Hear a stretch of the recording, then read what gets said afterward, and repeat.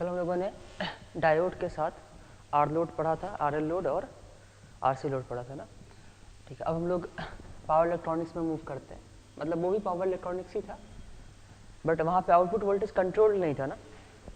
जो भी output voltage आया उस आउटपुट वोल्टेज को चेंज नहीं कर सकते, कंट्रोल नहीं कर सकते। अब हम लोग यहाँ पे डायोड की जगह पे थायरिस्टर लगा दिया हम लोगों ने, ठीक है, और इसका ट्रिगरिंग एंगल अल्फा होगा। तो इस केस में आपको आउटपुट वोल्टेज बताना है। ये प्योर आर का केस हो गया, ये input voltage V M sine omega T है।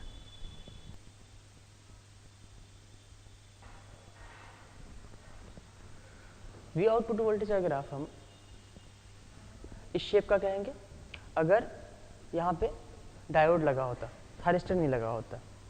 ठीक है, अगर थायरिस्टर में कोई फायरिंग एंगल डिले ना दे, है ना, अल्फा इक्वल टू अगर 0 डिग्री हो, तो थायरिस्टर भी डायोड की तरह बिहेव करेगा। ठीक है, अगर आप कुछ डिले देते, है ना, अगर तुम अल्फा इक्वल टू 0 से कुछ डिले देते हो, इसका मतलब हम ये कहेंगे कि थायरिस्टर की टेंडेंसी अल्फा इक्वल टू 0 पे ही ऑन होने की हो जाती है। ठीक है, लेकिन उसको ट्रिगर नहीं किया गया इसलिए वो ऑन नहीं होता है। तो हम सर्किट में इस तरह से कह सकते हैं, हम किसी भी सर्किट को पहले डायोड की तरह एनालाइज करेंगे और हम कहेंगे थायरिस्टर भी अगर लगा दे, ठीक है, तो उसका वेवफॉर्म डायोड के जैसा ही आएगा अगर ट्रिगरिंग एंगल कोई डिले नहीं है। या फिर हम ये भी कह सकते हैं कि थायरिस्टर की टेंडेंसी स्टार्ट होने की उसी टाइम हो जाती है जिस टाइम पे डायोड स्टार्ट होता है। अल्फा इक्वल टू 0 के लिए ये आउटपुट वोल्टेज आ जाएगा। हम ये कहेंगे कि T1 और T2 के ऑन होने की टेंडेंसी जो है ये 0 डिग्री पे, और T3 और T4 के ऑन होने की टेंडेंसी 180 डिग्री पे। ठीक है, ये 0 टू 180 डिग्री तक कंडक्ट करने की टेंडेंसी है इसकी, और इसकी 180 से 360 डिग्री पे कंडक्ट करने की टेंडेंसी। अब अगर आप अल्फा का डिले देते हैं, मान लो ये अल्फा है,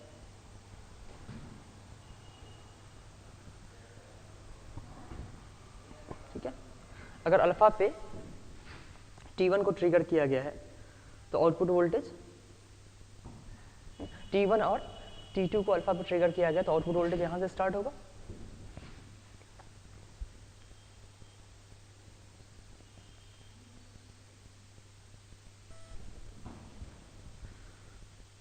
और अगर T1 T2 में अल्फा का डिले है तो T3 T4 में भी अल्फा का डिले देंगे। हाँ, नहीं, इसकी ट्रिगरिंग 2 पाई प्लस, हर थायरिस्टर को 2 पाई के बाद ट्रिगर किया जाएगा। इन दोनों ट्रिगर को, इनको अल्फा पे किया जाएगा और इन दोनों को पाई प्लस अल्फा पे, फिर इन दोनों को 2 पाई प्लस अल्फा पे।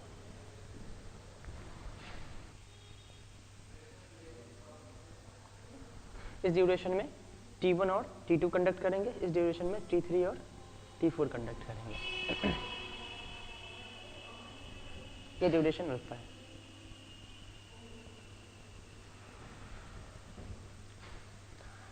ये आउटपुट वोल्टेज का वेव फॉर्म है। अगर आउटपुट करंट के वेव फॉर्म की बात करें हम, तो आउटपुट करंट का वेव फॉर्म कैसा आएगा? सेम आ जाएगा, क्योंकि लोड में रेजिस्टेंस लगा हुआ है, तो आउटपुट वोल्टेज और आउटपुट करंट का शेप सेम होगा।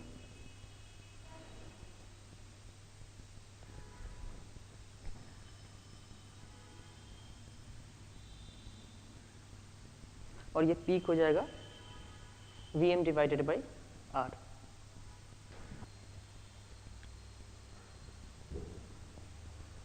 यहाँ पे हम करंट को कांस्टेंट नहीं कह सकते, क्योंकि जब इंडक्टर लगाएंगे तब करंट जाकर के रिपल फ्री होगा, फिर हम करंट को कांस्टेंट कह सकते हैं।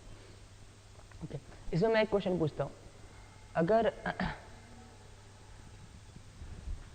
थायरिस्टर T1 या कोई भी थायरिस्टर कितनी देर के लिए फॉरवर्ड ब्लॉकिंग मोड में रहेगा और कितनी देर के लिए मतलब आपको ये बताना कि 2 पाई के ड्यूरेशन में कोई भी थायरिस्टर कितनी देर के लिए फॉरवर्ड ब्लॉकिंग मोड में रहेगा, कितनी देर के लिए रिवर्स ब्लॉकिंग मोड में रहेगा और कितनी देर के लिए कंडक्ट करेगा।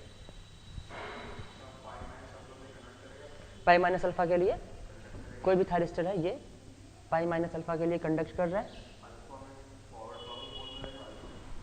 देखो इसकी टेंडेंसी यहीं पे ऑन होने की हो जाती है ना, टेंडेंसी ऑन होने की हो जाती है, इसका मतलब क्या है कि उसके अक्रॉस एक थेवेनिन इक्विवेलेंट वोल्टेज पॉजिटिव हो जाता है उसकी। तो अल्फा के लिए ये फॉरवर्ड ब्लॉकिंग मोड और पाई ड्यूरेशन के लिए रिवर्स ब्लॉकिंग मोड में होगा।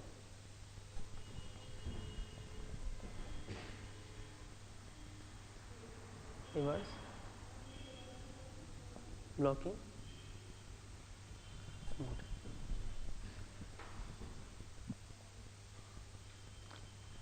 हमने कल एक स्टेटमेंट ये कहा था कि T3 T4 के ऑन होने की वजह से T1 और T2 ऑफ हो जाता है, लेकिन इस पॉइंट पे T3 T4 तो ऑन नहीं हुआ है ना। तो एक बार इस पॉइंट पे चेक करके देख लेते हैं कि T1 T2 ऑफ होगा कि नहीं होगा, है ना, या 180 डिग्री के बाद देख लेते हैं कि T1 T2 ऑफ होगा या नहीं होगा।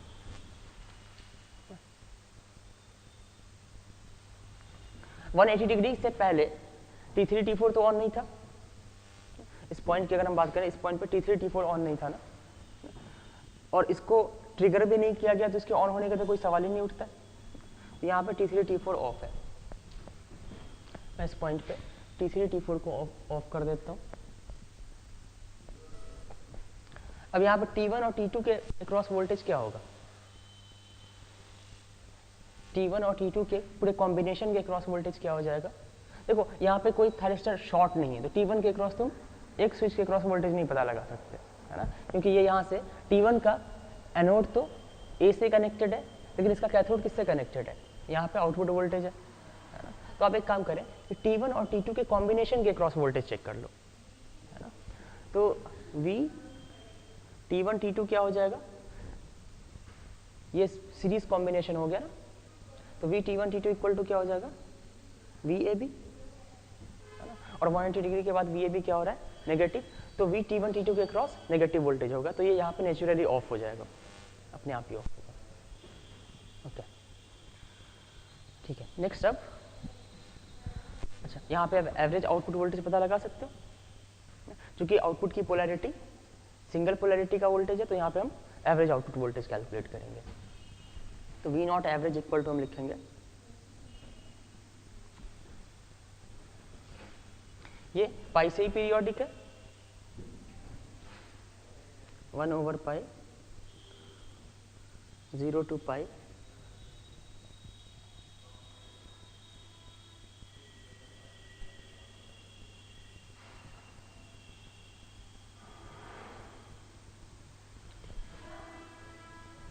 और 1/पाई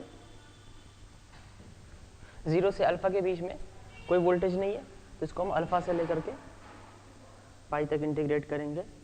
Vm साइन ओमेगा टी की जगह पे थीटा पुट कर दो,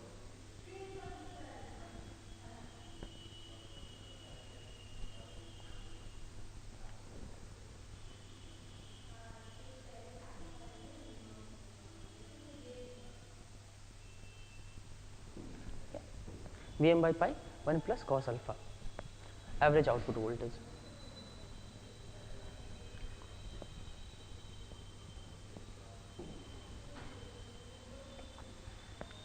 अगर alpha equal to 0 degree put करोगे तो ये डायोड का केस बन जाएगा, 2Vm बाई पाई हो जाएगा।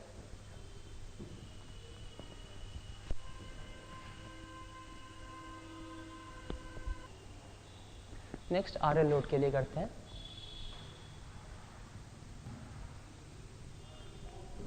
ये इनपुट वोल्टेज हो गया Vm साइन ओमेगा टी। यहाँ पे हम हमारे सिलेबस में यही है, इंडक्टेंस क्या है? लार्ज है, और यहाँ पे हम थायरिस्टर लगा दिए।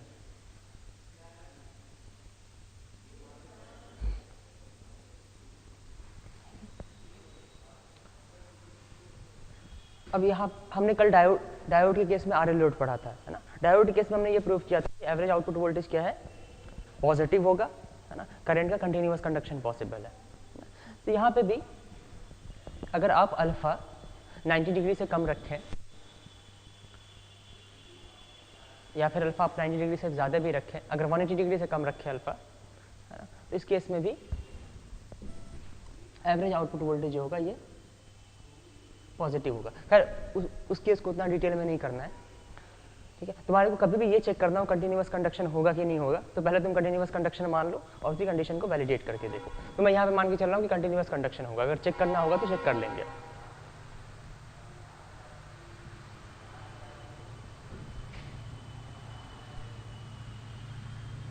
ठीक है, कंटिन्यूअस कंडक्शन है और इंडक्टेंस लार्ज है, तो हम आउटपुट करंट को कांस्टेंट मान सकते हैं। Output current constant.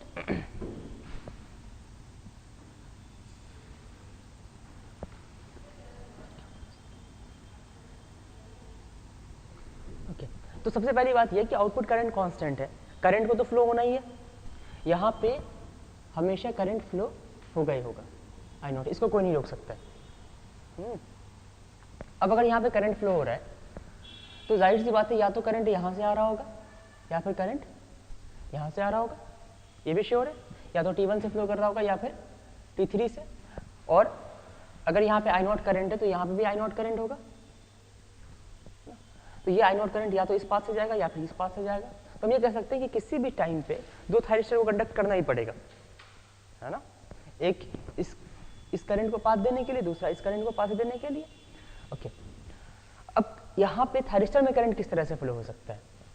अगर मैं कहूँ कि आई नॉट करंट का डायरेक्शन तो हमेशा यहाँ पे ये होगा, है ना, लोड में ऊपर से नीचे ही हो सकता है। सोर्स में आई नॉट करंट का डायरेक्शन क्या हो सकता है?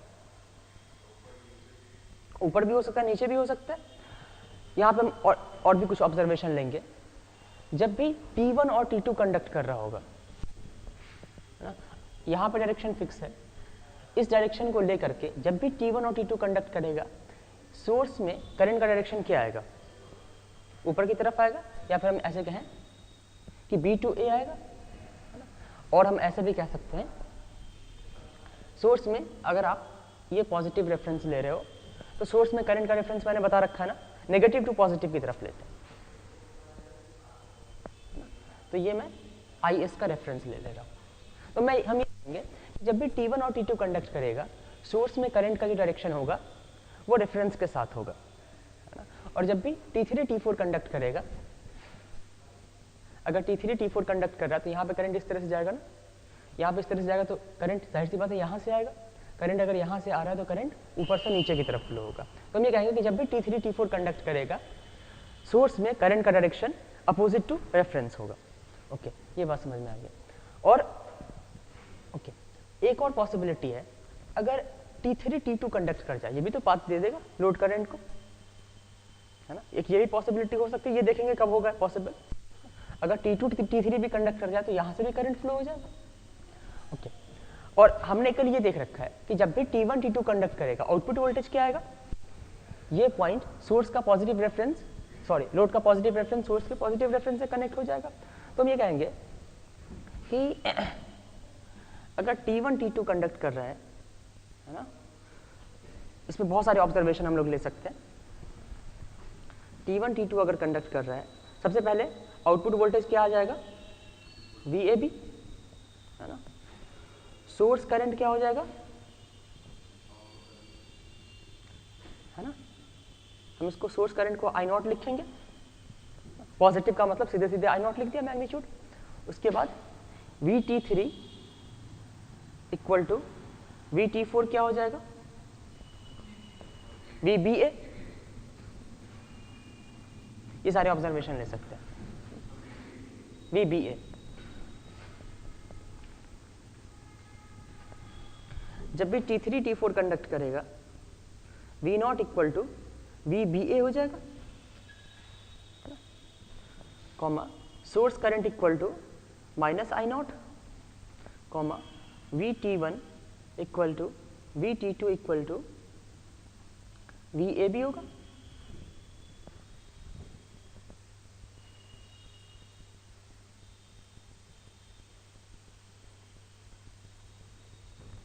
और ऐसा भी हो सकता है कि T1 T4 पाथ दे दे इस करंट को, है ना। तो जब भी T1 और T4 कंडक्ट करेगा और T3 T2 कंडक्ट करेगा,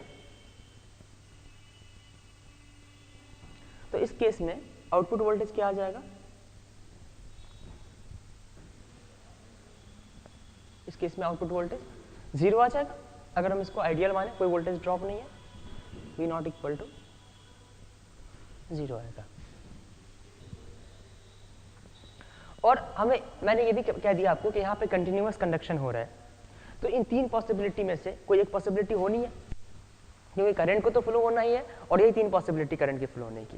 ठीक है, अब हमारे को हर इंस्टेंट पे ये चेक करके देखना है कि कौन सी पॉसिबिलिटी पॉसिबल है या कौन सी कंडीशन किसके चांस सबसे ज्यादा अकर करने के हैं। ओके, जैसे हम पॉजिटिव हाफ साइकिल की बात करें, पॉजिटिव हाफ साइकिल में VAB पॉजिटिव है, इनपुट वोल्टेज पॉजिटिव है, और हम अल्फा का डिले मान लेते हैं। अल्फा पे पॉजिटिव हाफ साइकिल में मैंने ये बता रखा था T1 T2 की टेंडेंसी होती है ऑन होने की, है ना। तो हमने मान लिया कि अल्फा पे T1 और T2 को ट्रिगर किया गया, तो जाहिर सी बात है अल्फा से पहले T1 T2 ऑफ रहा होगा, अल्फा से पहले T1 T2 ऑफ रहा होगा। T1 T2 को मैं ऑफ कर दे रहा हूं, है ना, लेकिन I नॉट तो फ्लो हो रहा होगा ना, I नॉट फ्लो हो रहा होगा। तो अब I नॉट कहां से फ्लो होगा, T3 T4 से फ्लो होगा। अब अगर करंट T3 T4 से फ्लो होगा तो आउटपुट वोल्टेज क्या आएगा, यहां देखो ना, मैंने लिख रखा है ना, T3 T4 जब भी कंडक्ट करेगा आउटपुट वोल्टेज VB आएगा, या फिर अपोजिट टू इनपुट वोल्टेज, है ना। तो हम यहां पे लिखेंगे, तो 0 से लेकर के अल्फा तक इनपुट वोल्टेज, आउटपुट वोल्टेज क्या आएगा, अपोजिट टू इनपुट वोल्टेज। तो 0 से लेकर के अल्फा तक ये वोल्टेज बना दो, इतना पॉजिटिव तो यहाँ पे इतना नेगेटिव, और ठीक इस शेप का। अच्छा, अब यहाँ से यहाँ तक तुम ये बताओ मुझे कि T3 T4 कंडक्ट कर रहा है, और जब भी T3 T4 कंडक्ट करता है T1 और T2 के क्रॉस वोल्टेज क्या आता है, VAB, है ना। T2 T3 के क्रॉस वोल्टेज VAB है। तुम ये बताओ इस ड्यूरेशन में VAB पॉजिटिव है या नेगेटिव है, पॉजिटिव है।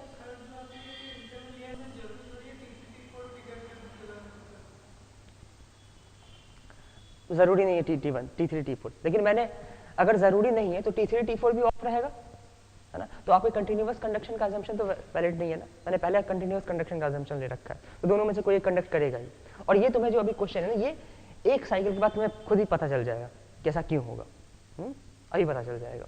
तो मैं ये कह रहा था कि इस ड्यूरेशन में 0 से लेकर के अल्फा के बीच में T1 और T2 के क्रॉस वोल्टेज VAB है और VAB पॉजिटिव है। तो हम ये कहेंगे कि 0 से अल्फा के बीच में T1 और T2 दोनों फॉरवर्ड ब्लॉकिंग मोड में, मतलब दोनों की टेंडेंसी ऑन होने की है, लेकिन ऑन ना होने का रीजन क्या है, ट्रिगर नहीं किया गया। मतलब जिस इंस्टेंट पे इसको ट्रिगर कर दिया जाएगा 0 से अल्फा के बीच में, उसी इंस्टेंट पे ये ऑन हो जाएगा, है ना। तो अल्फा पे हमने ट्रिगर कर दिया, तो अल्फा पे T1 T2 ऑन हो जाएगा। अब अगर अल्फा पे T1 T2 ऑन हो रहा है, तो T1 T2 के ऑन होते ही, जब T1 T2 ऑन है तो VT3 इक्वल टू VT4 क्या होता है, अगर T1 T2 ऑन है तो माइनस ऑफ VAB। तो इस पॉइंट पे हम कहेंगे T1 T2 ऑन हो जाएगा और T3 और T4 के क्रॉस वोल्टेज माइनस VAB आएगा, और माइनस VAB क्या होगा, नेगेटिव। तो इस इंस्टेंट पे T3 T4 ऑफ हो जाएंगे, है ना। तो यहाँ पे भी T3 T4 के ऑफ होने का रीजन क्या हुआ, T1 T2 कंडक्ट करने लगा। अगर T1 T2 कंडक्ट नहीं करता, अगर आप ट्रिगर नहीं करते, जैसे यहाँ से यहाँ तक आपने T1 T2 को ट्रिगर नहीं किया था, तो T3 T4 कैरी कर रहा था करंट। जैसे T1 T2 ऑन हुआ, T3 और T4 के क्रॉस वोल्टेज नेगेटिव हो गया और T3 और T4 ऑफ हो गया। तो इस पॉइंट पे T1 T2 ऑन हो गया है, तो T1 T2 के ऑन होते ही आउटपुट वोल्टेज क्या होगा, VAB। तो अब VAB सीधे पॉजिटिव है ना, तो सीधे इस पॉजिटिव वैल्यू पे जंप करेगा आउटपुट वोल्टेज, यहाँ से यहाँ तक आउटपुट वोल्टेज VAB मिलेगा। अब इस पॉइंट पे बताओ क्या होगा। हमने नेचुरली 0 पे क्या होता है, T1 T2 ऑन होता है, ट्रिगर दिया था, ये सेट करके दिया जाता है, और नेचुरली मतलब टेंडेंसी होती है, और पाई पे T3 T4 को, है ना। अब डिले अल्फा का दिया है, मतलब T1 और T2 किस पॉइंट पे ट्रिगर किया जाएगा, 0 प्लस अल्फा पे, और T3, T4 को पाई प्लस अल्फा पे ट्रिगर किया जाएगा। अब तुम इस पॉइंट पे पाई प्लस अल्फा कौन सा पॉइंट होगा,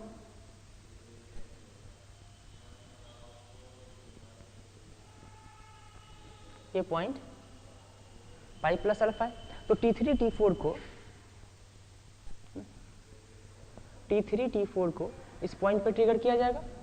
इससे पहले T3 T4 ऑन तो नहीं होगा, ठीक है, लेकिन इस पॉइंट के बाद देखो, अच्छा अब T3 T4 इसी पॉइंट पे ऑन हो सकता है, और करंट को तो फ्लो होना ही है, ठीक है। अब अगर करंट को फ्लो होना है तो करंट अब कौन सा पास लेगा, T1 T2 से ही कंडक्ट करेगा, है ना,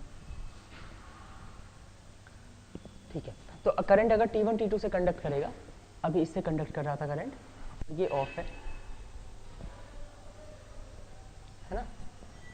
अगर T1 T2 से कंडक्ट कर रहा है तो T3 T4 के क्रॉस वोल्टेज क्या आएगा, इस पॉइंट के बाद VBA, और इस पॉइंट के बाद VBA क्या होगा, पॉजिटिव होगा या नेगेटिव होगा, मतलब T3 T4 क्या है, फॉरवर्ड मोड में आ जाएगा, लेकिन ऑन ना होने का रीजन क्या है, ट्रिगर नहीं किया गया, है ना। तो हम कहेंगे यहाँ से यहाँ तक T3 T4 क्या होगा, फॉरवर्ड ब्लॉकिंग मोड में होगा, है ना? लेकिन पाई से पाई प्लस अल्फा तक T1 ही कंडक्ट करेगा। अब अगर T1 ही कंडक्ट करेगा तो आउटपुट वोल्टेज क्या आएगा, VAB के इक्वल,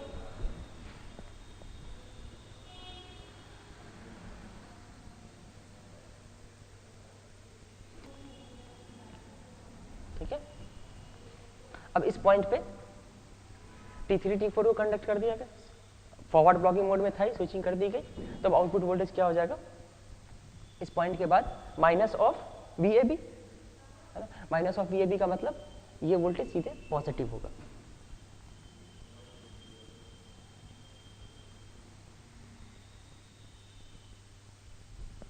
ठीक है। और इसके बाद T3 T4 कंडक्ट करेगा,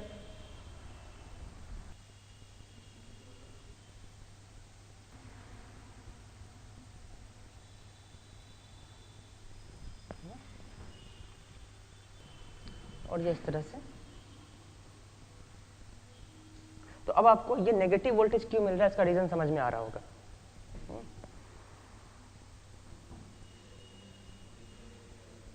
अल्फा से लेकर के पाई प्लस अल्फा तक T1 T2 कंडक्ट कर रहा है, और पाई प्लस अल्फा से लेकर के 2 पाई प्लस अल्फा तक ये पॉइंट पाई प्लस अल्फा है, ये पॉइंट 2 पाई प्लस अल्फा, और ये पॉइंट है अल्फा। यहाँ से यहाँ तक T3 T4 कंडक्ट करेगा, और ये पीरियोडिक होगा, है ना। T1 T2, फिर यहाँ पे क्या होगा, T3 T4। इसको हम ऐसे भी समझ सकते हैं, देखो कंडक्शन टोटल 2 पाई के लिए होगा, है ना, ठीक है, और कंडक्शन या तो T1 T2 से हो रहा है, ठीक है, या फिर T3 T4 से हो रहा है कंडक्शन, ठीक है, या तो कंडक्शन T1 T2 से होता है या फिर T3 T4 से होगा, है ना। अब देखो सब कुछ सिमेट्रिकल है, T1 T2 और T3 T4 के लिए, दोनों के लिए कंडीशन क्या है, बिल्कुल सिमेट्रिकल है ना, तो जाहिर सी बात है T1 T2 भी पाई ड्यूरेशन के लिए कंडक्ट करेगा, और कंडक्शन हमेशा ही हो रहा है ना, तो ये भी पाई ड्यूरेशन के लिए कैरी करेगा, कंट्रीब्यूट करेगा, और ये भी पाई ड्यूरेशन के लिए कंट्रीब्यूट करेगा। T1 T2 को किस टाइम पे ट्रिगर किया जाता है, अल्फा पे ट्रिगर किया जाता है ना, तो जाहिर सी बात है ये alpha two pi duration add कर दो तो पाई प्लस अल्फा तक के लिए कंडक्ट करेगा, आ रही बात समझ में। और ये next pi plus alpha two pi duration add कर दो तो ये 2 पाई प्लस अल्फा तक कंडक्ट करेगा, क्योंकि इसका कंडक्शन अल्फा से स्टार्ट होगा। तो अगर मैं पूछूं अल्फा से पहले कौन कंडक्ट कर रहा होगा, अल्फा से पहले ये कंडक्ट नहीं कर रहा होगा, तो बचा कौन सा, ये बचा ना, तो T3 T4 कंडक्ट करेगा।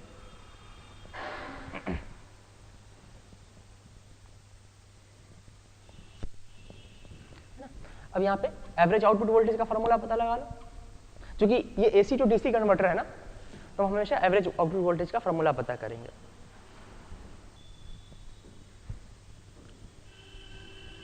ये आउटपुट वोल्टेज कितने से पीरियोडिक है, पाई से पीरियोडिक है। तो तुम्हारे को जो वोल्टेज, जो इंटरवल सबसे कन्वीनियंट लगे, आप कोई सा भी पाई का इंटरवल ले सकते हो, ये मैंने पिछले वीडियो लेक्चर में कहा हुआ है, तो जो सबसे कन्वीनियंट लगे वो ले लो। तो मुझे अल्फा से लेकर के पाई प्लस अल्फा तक का सबसे कन्वीनियंट लग रहा है।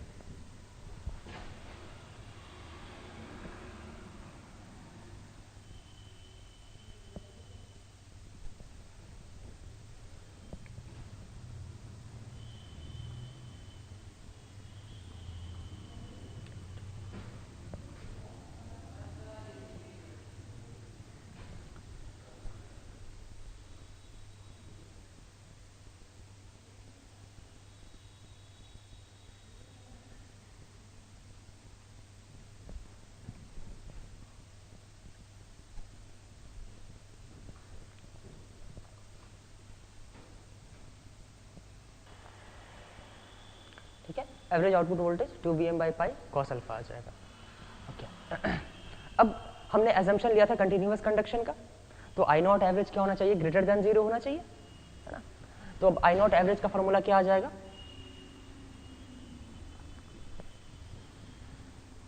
हम ये लिखेंगे कि तुम ये देखो,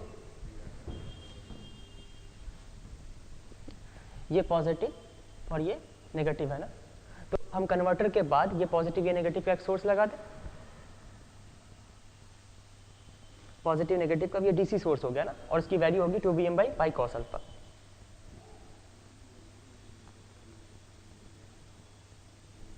तो हम लिखेंगे V not average equal to V R plus V R average plus V L average, इसको तुम 0 कर दो क्योंकि करंट पीरियोडिक है, तो I naught average equal to V not average divided by R, है ना। V L average inductor voltage 0 होगा अगर करंट पीरियोडिक है तो। अब आई नॉट को क्या होना चाहिए कंटिन्यूअस कंडक्शन के लिए, I naught average must be greater than 0, इसके लिए हम कहेंगे V not average must be greater than 0, और ये ग्रेटर देन 0 कब होगा, when alpha is less than 90 degree और अल्फा इज 0 to 90 डिग्री। मैंने पहले क्या 180 डिग्री कह दिया था ना, है ना, 90 डिग्री से छोटा होना चाहिए अल्फा, है ना। अगर 90 डिग्री से छोटा होगा तो ऑन एन एवरेज इसकी पोलैरिटी क्या होगी, ऊपर पॉजिटिव होगी नीचे नेगेटिव होगी। हम इसको इस तरह से कनेक्ट कर सकते हैं, दिस इज 2Vm बाई पाई को 2Vm by pi cos alpha L R. Exactly 90 पे क्या हो जाएगा, आउटपुट वोल्टेज 0 हो जाएगा। जितना एरिया इस नेगेटिव लूप का आएगा उतना ही पॉजिटिव लूप का आएगा। तुम इसको चेक करके देख सकते हो, अगर अल्फा तुम 90 से छोटा रखो तो ये नेगेटिव लूप का एरिया कम आएगा। 0 में कैसे होगा फिर, कुछ ना कुछ तो रिपल होगा ही ना नॉन जीरो। और करंट को बिल्कुल 0 पे कर दो, थोड़ा सा भी रिपल होगा, चाहे इंडक्टेंस कितना भी लार्ज हो, तो फिर करंट की टेंडेंसी नेगेटिव होने की होगी, तो करंट नेगेटिव में फ्लो हो ही नहीं सकता। यहाँ पे इस तरह से थायरिस्टर्स लगे हुए हैं।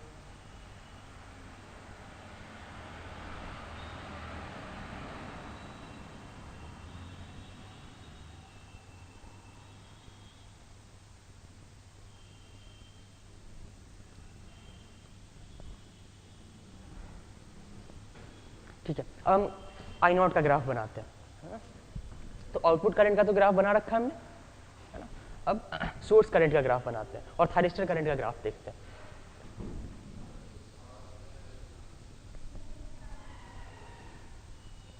अच्छा, बिना ग्राफ बनाए हुए तुम ये बता सकते हो कि थायरिस्टर से एवरेज करंट कितना होगा? किसी एक थायरिस्टर से पता लगा लो, सबके लिए सिमेट्रिकल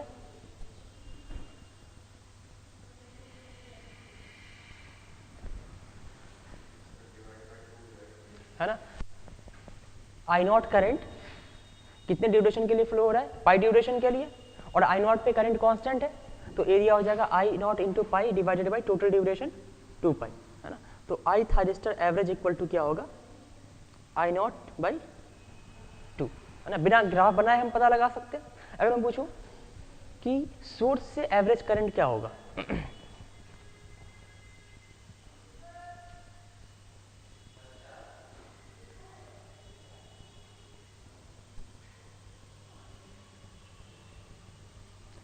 करंट तो हमेशा सोर्स से फ्लो होगा क्योंकि लोड में हमेशा हो रहा है। जब भी T1 T2 कंडक्ट करेगा तो सोर्स करंट क्या होगा, विथ रेफरेंस, है ना, और कांस्टेंट। जब भी T3 T4 कंडक्ट करेगा तो माइनस I0 हो जाएगा, है ना, तो एवरेज सोर्स करंट क्या होगा, 0।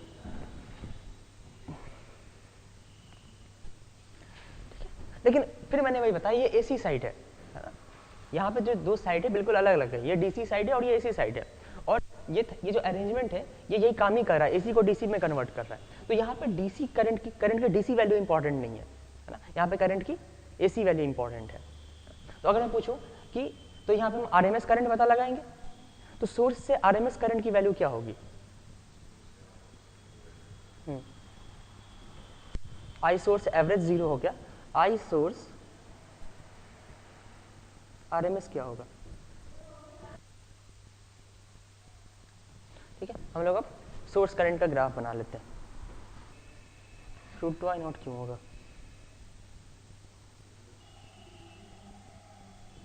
देखो इस ड्यूरेशन में अल्फा से लेकर के पाई प्लस अल्फा तक T1 T2 कंडक्ट कर रहा है, तो सोर्स करंट हो जाएगा, T1 से जाएगा तो करंट यहाँ से आएगा रेफरेंस के साथ, तो सोर्स करंट पॉजिटिव I0, है ना, और पाई प्लस अल्फा से 2 पाई प्लस अल्फा तक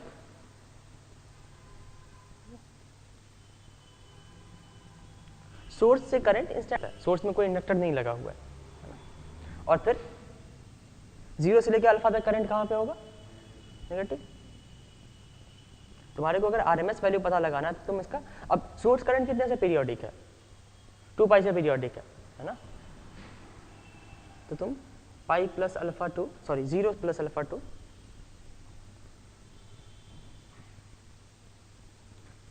2 पाई प्लस अल्फा का ड्यूरेशन ले लो, ये यहाँ पे RMS वैल्यू क्या आएगी, I0 ही आ जाएगी ना, ये I0 है और ये माइनस I0 है। तो RMS वैल्यू लेने के लिए आप क्या करते हैं, क्वांटिटी का स्क्वायर करते हैं, तो माइनस I0 का स्क्वायर I0 स्क्वायर, ये भी I0 स्क्वायर,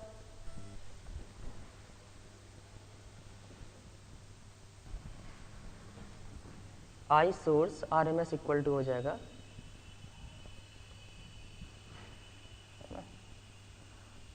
I0 स्क्वायर, है ना, D theta alpha 2 pi plus alpha plus minus I0 whole square D theta pi plus alpha 2 pi plus alpha 1 divided by 2 pi into इस पूरे का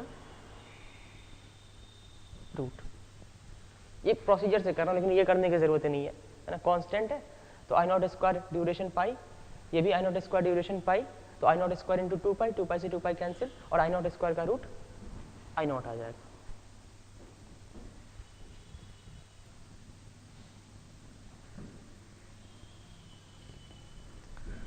अगर मैं ऐसे पूछूं, आप यहाँ पे I-T3 का ग्राफ बनाइए, है ना, तो यहाँ से यहाँ तक T3 T4 कंडक्ट कर रहा है, और सोर्स से करंट दोनों डायरेक्शन में हो सकता है, थायरिस्टर से तो दोनों डायरेक्शन में नहीं हो सकता है, तो यहाँ पे T3 T4 कंडक्ट कर रहा है, तो इससे करंट, यहाँ पे T1 T2 कंडक्ट कर रहा है, तो फिर इस ड्यूरेशन में करंट 0 हो जाएगा, और फिर यहाँ पे I0 हो जाए। थायरिस्टर से RMS करंट कितना होगा, RMS करंट हाफ ड्यूरेशन के लिए हो रहा है ना, अगर आप ड्यूरेशन हाफ कर दो तो एवरेज वैल्यू क्या हो जाती है, एवरेज का ड्यूरेशन 2 पाई ही है ना, लेकिन वैल्यू का ड्यूरेशन अपने हाफ कर दिया तो एवरेज वैल्यू हाफ हो जाती है, लेकिन RMS वैल्यू √2 टाइम्स होती है। ये मैंने पढ़ा रखा है हाँ तो वो पढ़ा था ना, हाँ तो वहीं पे तो सारी एवरेज वैल्यू कवर हो गई है ना, वहाँ पर हमने बहुत डिटेल में पढ़ा था। इस बार एक गेट में क्वेश्चन भी आया था इलेक्ट्रॉनिक्स में उसी पे, ठीक है। तो यहाँ पे I-T3 की RMS वैल्यू क्या हो जाएगी, I0 बाई √2। तो हमने यहाँ पे AC साइड में क्या किया, AC साइड में सोर्स वोल्टेज की RMS वैल्यू क्या है, Vm बाई √2, है ना, RMS वोल्टेज, और आरएमएस करंट क्या है? देखो नॉर्मली हमारी टेंडेंसी होती है ना कि एसी है तो करंट भी एसी होगा, साइनसॉइडल होगा, लेकिन किसी भी सोर्स से करंट क्या होगा वो उसके लोड पे डिपेंड करेगा। और यहाँ पे लोड क्या लगा हुआ है, ये अरेंजमेंट है ना, तो यहाँ पे आरएमएस करंट क्या आ रहा है, आई नॉट आ रहा है, ठीक है। इस आरएमएस करंट को ये किस पे डिपेंड कर रहा है, लोड पे डिपेंड कर रहा है, लोड कितना आई नॉट करंट लेगा। और आई नॉट किस बात पे डिपेंड कर रहा है, ये सोर्स पे भी डिपेंड कर रहा है और लोड पे भी डिपेंड कर रहा है ना। तो ओवरऑल यहाँ पे आई नॉट, ओके, आई नॉट ये कांस्टेंट है आई आर एम एस। और डीसी साइड में एवरेज, डीसी साइड में हम सारी कैलकुलेशन एवरेज के बेसिस पे करेंगे, है ना, अगर करंट कांस्टेंट है तो। V not equal to 2Vm by pi cos alpha, और करंट क्या है, आई नॉट, अच्छा ओके, हाँ हम इसको अभी आई नॉट ही लिखते हैं, है ना, कांस्टेंट है ना, क्योंकि यहाँ पे भी आई नॉट लिखा है, ओके। और इसका हम इक्विवेलेंट सर्किट कैसे बना सकते हैं, ये पॉजिटिव ये नेगेटिव, तो हम डीसी साइड में बस इतना लगा देते हैं, एक डीसी वोल्टेज सोर्स, इसकी वैल्यू होगी 2Vm by pi cos alpha,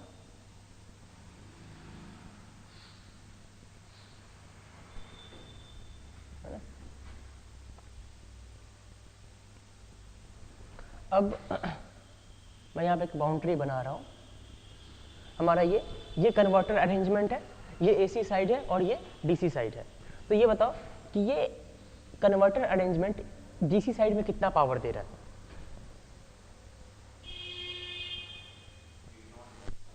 हमने इसकी जगह पे ये बना दिया ना, सोर्स बना दिया, इक्विवेलेंट सोर्स बना दिया मैंने, तो इस सोर्स से जितना पावर जाएगा उतना ही तो पावर जाएगा इस लोड में। तो यहाँ से कितना पावर जाएगा, V not into I not, DC है तो सिंपली मल्टीप्लाई कर दो, तो ये V not into I not हो जाएगा। तो P DC हम लिखेंगे equal to V not into I not,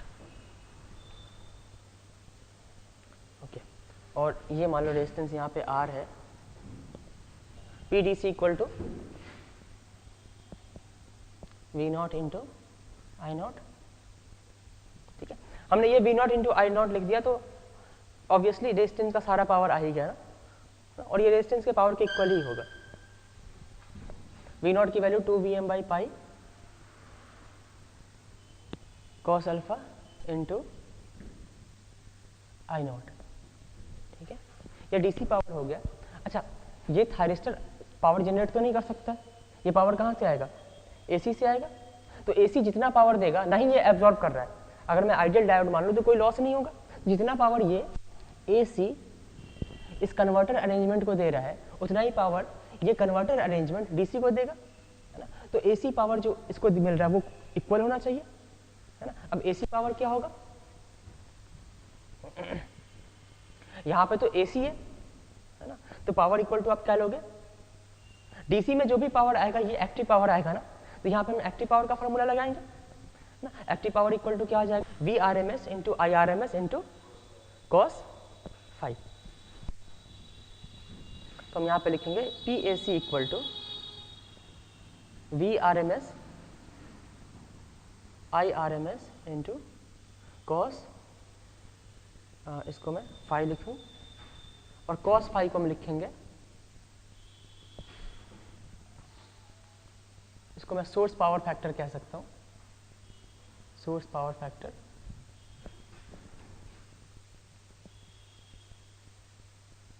या फिर हम इसको इंटरनल पावर फैक्टर भी कहेंगे।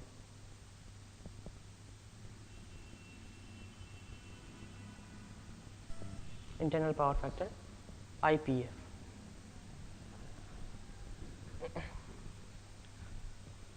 तो PSC इक्वल टू VRMS की वैल्यू है VM बाई √2 इंटू IRMS की वैल्यू I नॉट है into cos phi equal to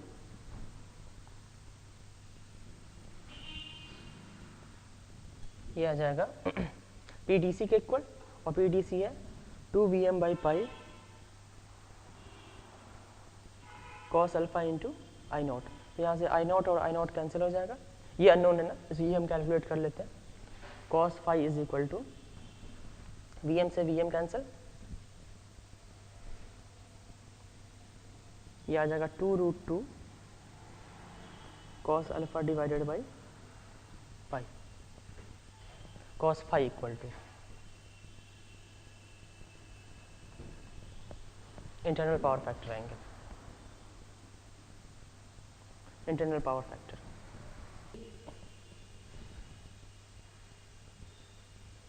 इसको पावर, हमने ये पावर का फार्मूला लिखा है ना, करंट का डायरेक्शन क्या होगा हमेशा, करंट का डायरेक्शन तो हमेशा यही होगा, इसमें तो कोई कंफ्यूजन नहीं है। करंट का डायरेक्शन ये है, अगर कॉस अल्फा पॉजिटिव है ना, कॉस अल्फा की पॉजिटिव के लिए तो ये रेफरेंस है, तो ये इस पोलैरिटी के साथ वोल्टेज मिलेगा, और अगर इस पोलैरिटी के साथ वोल्टेज मिलेगा, करंट का डायरेक्शन ये है, तो तुम्हें क्या लग रहा है, ये पावर दे रहा है लोड को या एब्जॉर्ब कर रहा है, दे रहा है, तो यहाँ से हम कहेंगे यहाँ से पावर का इस तरफ ट्रांसफर हो रहा है, ठीक है। अगर इस तरफ ट्रांसफर हो रहा है तो AC पावर का फ्लो इस डायरेक्शन में हो जाएगा, AC टू DC हो जाएगा ना पावर का फ्लो। तो पावर का फ्लो, तो हम ये कह सकते हैं ना कि एक पावर का कुछ अमाउंट है जो AC से DC में कन्वर्ट हो रहा है, फ्लो का ही तो यही मतलब है ना, पावर ऐसे कोई फ्लो तो नहीं होता, कन्वर्ट होता है। तो अगर AC टू DC कन्वर्ट हो रहा है तो इसको क्या कहेंगे, AC टू DC कन्वर्टर कहेंगे, है ना। अब अगर अल्फा की वैल्यू ग्रेटर देन 90 हो जाए तो सबसे पहली बात कंटिन्यूअस कंडक्शन नहीं होगा, कंटिन्यूअस कंडक्शन नहीं होगा। अच्छा चलो इस केस को अभी बाद में करेंगे, इस केस को बाद में करते हैं, ठीक है। तो अभी इसमें इतना ही करते हैं डीसी पावर का, बस डीसी पावर देखा ना हमने, रिएक्टिव पावर नहीं देखा है, ठीक है। रिएक्टिव पावर हम लोग डिटेल में 3 फेज में करेंगे। अब नेक्स्ट इसमें हम RLE लोड लेते हैं, RL और यहाँ पे E भी लगा देते हैं, और उस केस में देखेंगे कि अल्फा का 90 से ज़्यादा होगा फिर क्या होगा, क्योंकि यहाँ पे तो अल्फा 90 से ज़्यादा हो ही नहीं सकता कंटिन्यू। लेकिन फिर मैंने बताया था कि अगर तुम यहाँ पर डीसी सोर्स कनेक्ट करो और उसकी पोलैरिटी को रिवर्स कर दो तो अल्फा नेगेटिव होने पे भी कंटिन्यूअस कंडक्शन होगा, तो वो केस देखेंगे।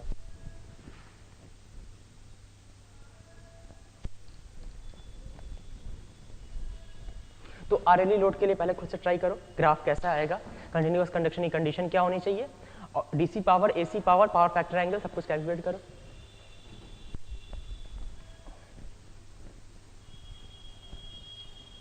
ये जो मैं पढ़ा रहा हूँ ये मतलब तुम्हारे एग्जाम के सिलेबस से काफ़ी अलग है, ठीक है। यहाँ पे हम हर जगह कांस्टेंट करंट से पढ़ेंगे, तो इससे यही प्रैक्टिकली होता भी है और एनालिसिस भी सिंपल होती है। PS बिमरा में डिसकंटिन्यूअस केस का दिया हुआ है और इस तरह से नहीं समझाया हुआ है कांस्टेंट करंट का, कांस्टेंट करंट को एक स्पेशल केस लेकर के समझाया हुआ है।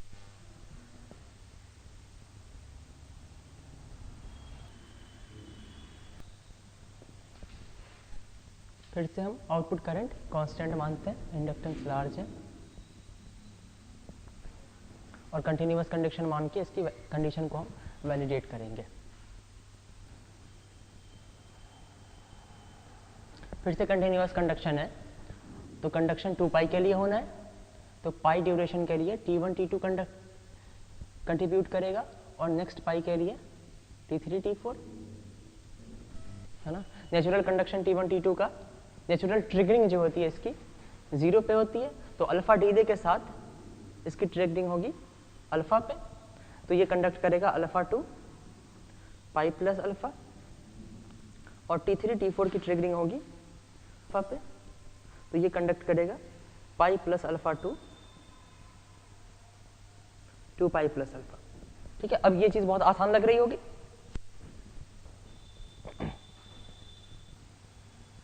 ये पाई है, तो यहां से लेकर के यहां तक T1 T2 कंडक्ट कर रहा है, आउटपुट वोल्टेज इनपुट वोल्टेज के इक्वल मिलेगा।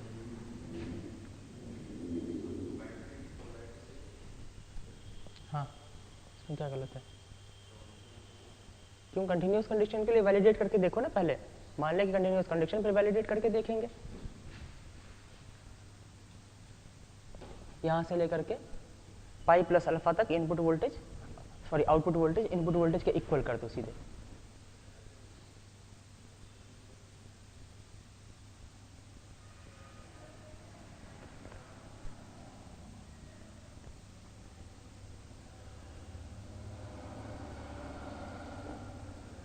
इस तरह से आ जाएगा। और फिर पाई प्लस अल्फा से लेकर के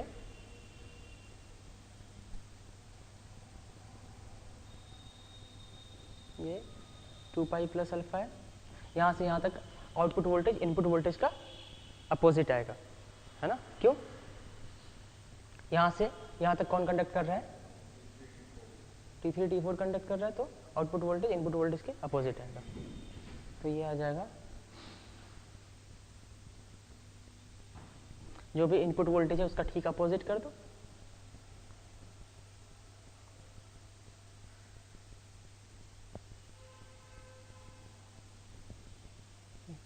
अच्छा, यहाँ पे 0 होगा ना?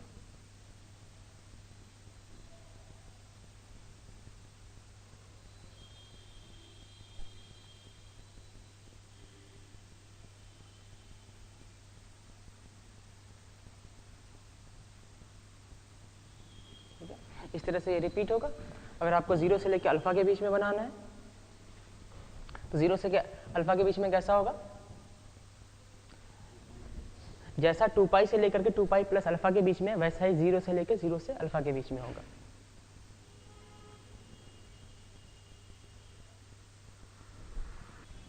तो अभी हमारे को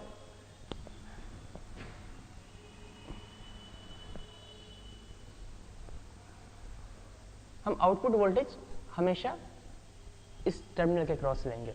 अगर RLE लोड लगा है तो हमेशा लोड के क्रॉस लेंगे, तो RLE के क्रॉस आ जाएगा। पिछले केस में मैंने RL के क्रॉस लिया था, तो यहाँ पे आउटपुट वोल्टेज RL के क्रॉस नहीं लेंगे। तो यहाँ पे तुम देखो आउटपुट वोल्टेज के वेव फॉर्म में कोई फर्क नहीं आया, जैसा पहले था वैसे ही था। तो E का क्या इफेक्ट हुआ? फिर E का इफेक्ट देखते हैं अभी क्या होगा।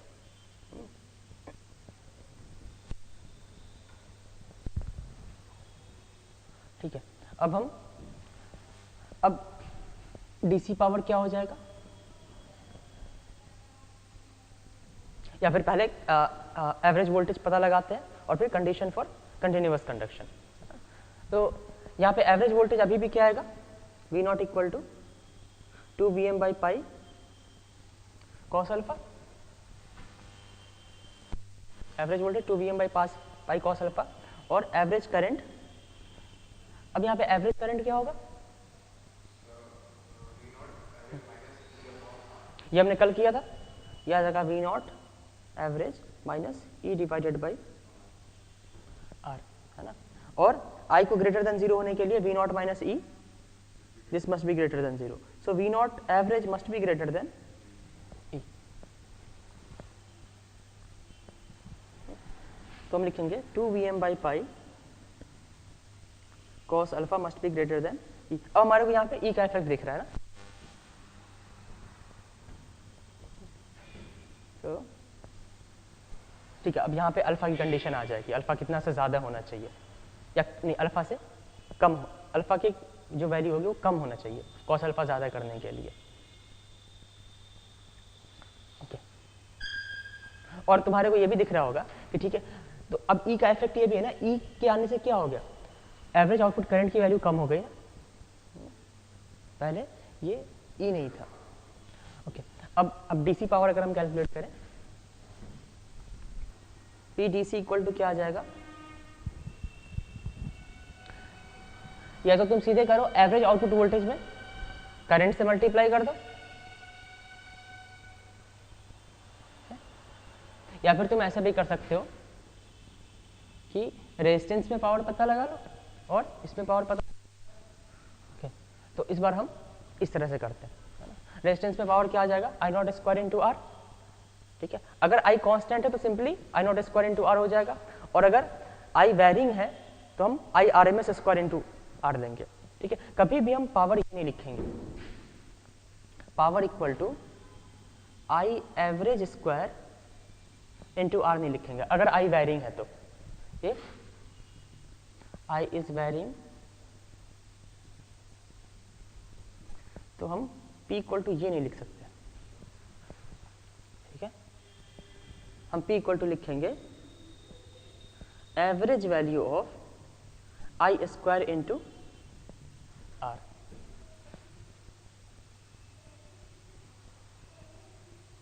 ठीक है, जहाँ पे I इंस्टेंटेनियस करंट होगा। इसको तुम ऐसे भी लिख सकते हो, R बाहर ले लो तो ये आ जाएगा average value of I square into R। आ रही बात समझ में? और average value of I square क्या होगा? मीन स्क्वायर वैल्यू है ना, और मीन स्क्वायर वैल्यू को हम रूट मीन स्क्वायर का स्क्वायर भी लिख सकते हैं, IRMS स्क्वायर इंटू R।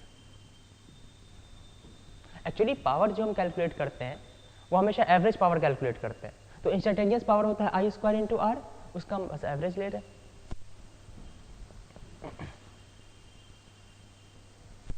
ये सही होगा। खैर यहाँ पे हमें I तो कांस्टेंट है ना, तो फिर I average, I RMS, I instantaneous सब इक्वल हो जाएगा। तो PDC इक्वल टू हम लिखेंगे I not square into R plus E not into I। ठीक है, करंट का डायरेक्शन यही हो सकता है, तो E भी इसकी चार्जिंग होगी है ना, और इसमें लॉस होगा। दिस इज इक्वल टू, ये AC पावर के इक्वल हो जाएगा। AC में AC एवरेज RMS वोल्टेज आ जाएगा VM by root 2 into I not into cos phi internal power factor angle, sorry internal power factor.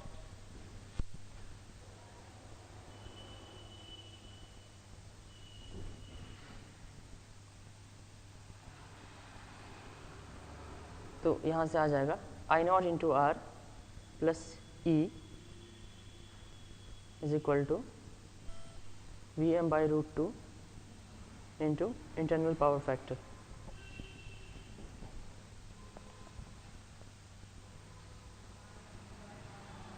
ठीक है, यहाँ से I नॉट आप कैलकुलेट कर सकते हैं, I नॉट इक्वल टू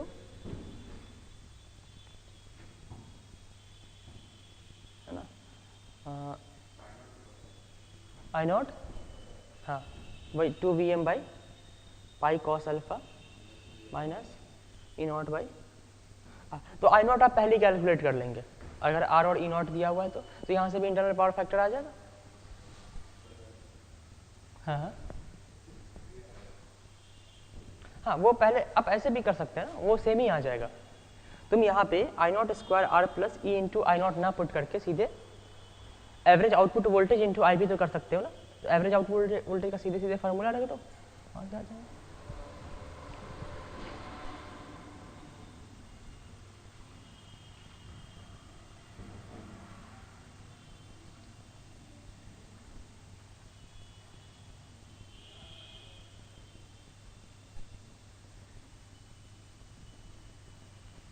हम ये मान सकते हैं कि ये 2VM by pi cos alpha का DC सोर्स है, ये R है, ये L है ना? इसके क्रॉस कोई वोल्टेज नहीं, क्योंकि करंट पीरियोडिक है, तो सारा वोल्टेज इसके क्रॉस आएगा ना? तो करंट को इस डायरेक्शन में फ्लो होने के लिए ये वोल्टेज E से ज़्यादा होना चाहिए। करंट अगर इस डायरेक्शन में फ्लो हो रहा है तो ये भी पावर एब्जॉर्ब करेगा, ये भी पावर एब्जॉर्ब करेगा, और मैं यहाँ पे इसको, ये कन्फ्यूज़न ना हो कि मैंने इस सोर्स की जगह पे वो सोर्स नहीं लगाया है। ठीक है, ये पॉइंट A और B है, ये पॉइंट C और D है, मैंने C और D के बदले में C और D से रिप्लेस किया इसको। ठीक है, तो पावर का फ्लो अभी भी AC से DC की तरफ हो रहा है, लेफ्ट टू राइट हो रहा है पावर का फ्लो। तो इसको हम कन्वर्टर ऑपरेशन कहेंगे, है ना। अगर AC से DC में कन्वर्ट हो रहा है पावर तो इसको हम कन्वर्टर ऑपरेशन कहेंगे।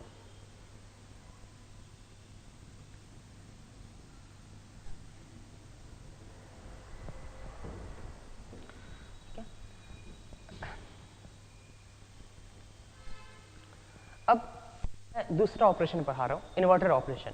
इसी सर्किट को तुम इन्वर्टर की तरह भी ऑपरेट कर सकते हो, मतलब पावर का, एक्टिव पावर का फ्लो। अगर मैं कभी भी पावर कह रहा हूँ, है ना, पावर इलेक्ट्रॉनिक्स में, तो मैं एक्टिव पावर फ्लो की बात कर रहा हूँ। अगर रिएक्टिव पावर की बात करूँगा तो मैं स्पेसिफिक करूँगा रिएक्टिव पावर। ओके, तो मैं अब यहाँ पे इन्वर्टर ऑपरेशन की मैं बात कर रहा हूँ। इन्वर्टर ऑपरेशन में, ठीक है, अगर अल्फा ग्रेटर देन 90 पुट कर दो तो I नॉट की वैल्यू जो आ जाएगी नेगेटिव आएगी, मतलब करंट को इस डायरेक्शन में फ्लो होना होगा, और करंट इस डायरेक्शन में फ्लो नहीं हो सकता है, तो पॉसिबल नहीं कंडक्शन। लेकिन तुम क्या करो, अल्फा को तुम ग्रेटर देन 90 पुट कर दो, है ना, और ई की पोलैरिटी रिवर्स कर दो। ई की पोलैरिटी अगर आप रिवर्स कर देंगे यहाँ पे, है ना, तो यहाँ पे हम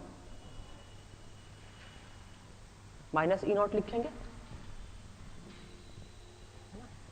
तो आई नॉट इक्वल टू आ जाएगा 2Vm बाई पाई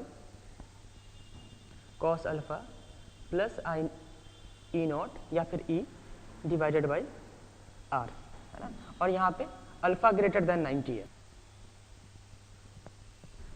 ई की पोलैरिटी हमने रिवर्स कर दी है।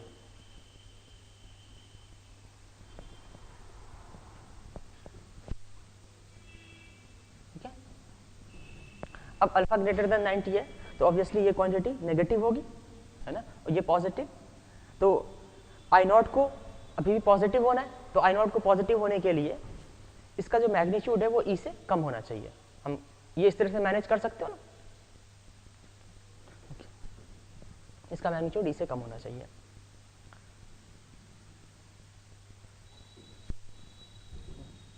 या फिर हम सीधे लिखेंगे this plus E must be greater than 0। यहाँ से तुम्हारे को कंडीशन आ जाएगी। ठीक है, अब इस कंडीशन में हम मान लेते हैं कि इसको आपने ग्रेटर देन 0 करके आई को पॉजिटिव कर दिया, है ना। अब आई का कंडक्शन पॉसिबल है थायरिस्टर से, और इंडक्टेंस अभी भी लार्ज है तो आई कांस्टेंट रहेगा। अब आई इस तरह से फ्लो हो रहा है ना, और अल्फा क्या है ग्रेटर देन 90, तो इसकी वो पोलैरिटी क्या हो जाएगी, एक्चुअल पोलैरिटी रिवर्स हो जाएगी। तो मैं यहाँ पे एक्चुअल पोलैरिटी इंडिकेट कर रहा हूँ, है ना। ये कौन सा सोर्स है, यहाँ पे है ना, पहले ये पॉजिटिव था ये नेगेटिव था, अब पोलैरिटी रिवर्स हो गई, ये पॉजिटिव ये नेगेटिव हो गया, इसको मैं पॉजिटिव, डी को पॉजिटिव कर दिया, सी को नेगेटिव कर दिया, और करंट का डायरेक्शन क्या है, ठीक है। तो अब इस डीसी सोर्स में क्या हो रहा है, करंट एंटर कर रहा है, तो इसमें ये एक्टिव पावर एब्जॉर्ब करेगा, और तुम यहाँ देखो, यहाँ पे हमने पोलैरिटी ऑलरेडी रिवर्स कर दिया कंटिन्यूअस कंडक्शन के लिए, करंट ऐसे फ्लो हो रहा है, तो ई क्या हो रहा है, ये पावर सप्लाई कर रहा है, और रेजिस्टेंस में तो अभी भी लॉस होगा, है ना। तो अब तुम्हारे को ये पता लग गया कि अब यहाँ पे पावर का फ्लो कैसे हो रहा है। अब इसमें पावर एब्जॉर्ब हो रहा है ना, हम कहेंगे पावर का फ्लो इस डायरेक्शन में हो रहा है, ठीक है। और ये जो पावर आ रहा है ये थायरिस्टर नहीं ले सकते, ठीक है, तो ये पावर एसी सोर्स में आ रहा है, तो यहाँ पे पावर का फ्लो डीसी से एसी की तरफ हो रहा है, तो इसको हम इन्वर्टर ऑपरेशन कहेंगे। ये ऑपरेशन जो होगा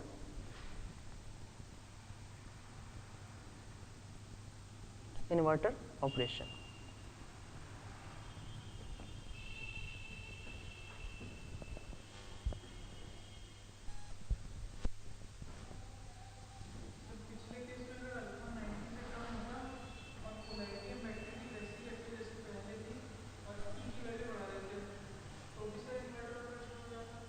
इन्वर्टर ऑपरेशन नहीं हो पाएगा ना तब।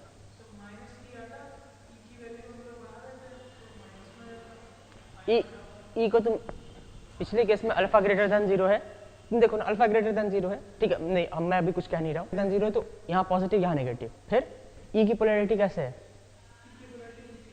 अच्छा ठीक है, तो मतलब कन्वर्टर ऑपरेशन की बात कर रहे हो।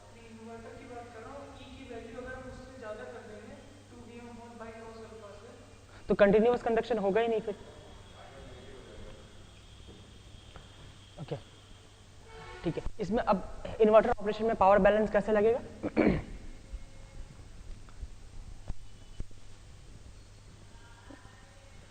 ये पावर एब्जॉर्ब करेगा, total power absorb equal to, है ना, total power absorb plus loss equal to total power delivered, है ना। हम लिखेंगे 2Vm बाई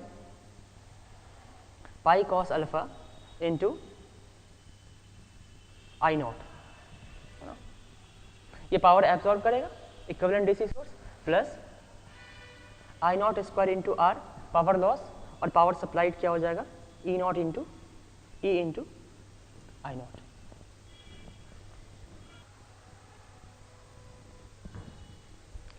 तो अब से हम आर एल लोड अलग से नहीं पढ़ेंगे, अब से हम आर एल ई लोड पढ़ेंगे हमेशा।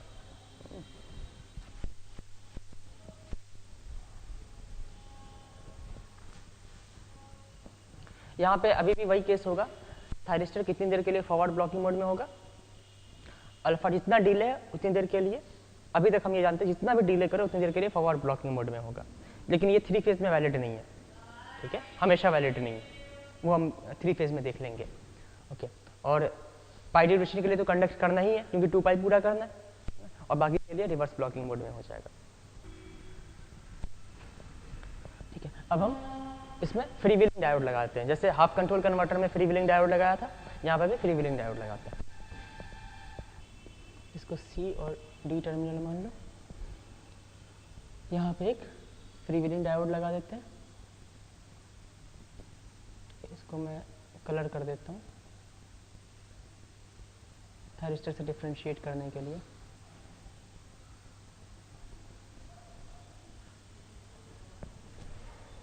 और ये Vm sin ओमेगा टी,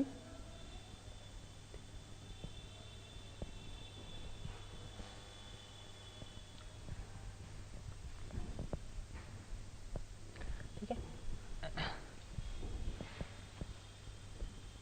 पिछले केस में हमने ये ऑपरेशन देखा था कि या तो T1 T2 कंडक्ट करता है या फिर T3 T4 कंडक्ट करता है, फ्री व्हील नहीं हो पाते, आउटपुट वोल्टेज 0 नहीं आ रहा था पिछले केस में। यहाँ पे तुम जितने कॉन्सेप्ट अभी तक बताए हैं उतने कॉन्सेप्ट से खुद से ट्राई करके देखो कि आउटपुट वोल्टेज का वेवफॉर्म किस तरह से आना चाहिए। यहाँ पे ये नोटिस करो, थायरिस्टर्स को कंडक्ट करने के लिए ट्रिगरिंग एंगल चाहिए होता है ना, मतलब फायरिंग ट्रिगर करना ज़रूरी होता है, लेकिन डायोड को ट्रिगर करने की ज़रूरत नहीं। जब भी इसके cross potential Thevenin equivalent voltage positive होगा, ये अपने आप ही कंडक्ट करना शुरू करेगा, और जब भी डायोड कंडक्ट करेगा आउटपुट वोल्टेज क्या होगा, 0 होगा। डायोड कभी भी किसी थायरिस्टर के साथ कंडक्ट नहीं कर सकता। तुम करंट का फ्लो बना करके देखो, अगर करंट यहाँ पे I0 है, अगर डायोड से कंडक्ट हो रहा है तो उसको किसी थायरिस्टर की जरूरत नहीं। यहाँ से करंट अगर इस तरह से फ्लो करेगा तो हम कहेंगे करंट फ्री व्हील कर रहा है, आउटपुट वोल्टेज 0 हो जाएगा।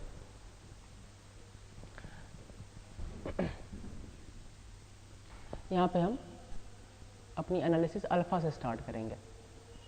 हम ये कहेंगे कि अल्फा पे हमने T1 T2 को ऑन कर दिया, अल्फा से पहले क्या हो रहा था हमें नहीं पता, ठीक है,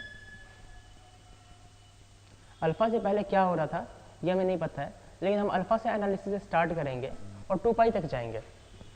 हाँ, और 2 पाई के बाद जो हो रहा होगा, 2 पाई से पीरियोडिक है तो वही 0 के बाद होगा, तो फिर हमारे को 2 पाई से 2 पाई प्लस अल्फा तक जो भी एनालिसिस होगी ना वो 0 से अल्फा के बीच में पता चल जाएगा। ठीक है, अल्फा पे T1 T2 को ट्रिगर कर दिया तो आउटपुट वोल्टेज इनपुट वोल्टेज के इक्वल आएगा। जब भी तुम T1 T2 को ट्रिगर करोगे output voltage VAB input voltage के इक्वल आ जाएगा।